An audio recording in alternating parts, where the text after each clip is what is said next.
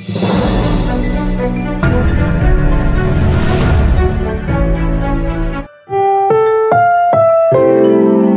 programang ito ay rated SPG. Striktong patnubay at gabay ng magulang ang kailangan. Maaaring may masiselang tema, lengguwahe, karahasan, sexual, horror o droga na hindi angkop sa Welcome back mga ka-episode plus at narito mga dapat nating abangan dito nga lang sa abot kamay na pangarap kung saan ito nga si Moira ay pumunta nga si Apex na may dala-dalang pagkain para nga sa kanyang anak na si Zoe.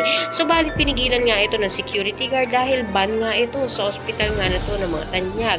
Nakita naman nga ito ni Giselle kaya naman sinabihan niya nga ito na hindi naman na yata kinakailangan bigyan pa ng pagkain itong Zoe dahil malaki na nga raw ito. Subalit ayon nga dito nga kay Moira ay kahit na malaki na ang kanyang anak ay baby niya pa rin nga daw ito at dinadalan pa rin niya ito ng pagkain. Samantalang siya nga raw ay wala nga siyang anak at pinamigay niya ito kaya naman nasaktan nga ito si Giselle. Sa kabilang banda naman nga itong babae na bagong karakter ay malaking posibilidad na may ugnayan dito nga kay Giselle dahil parang hinihiling nga niya dito na sana nga raw ito na nga lang ang nakaratay sa kama at nag-aagaw buhay.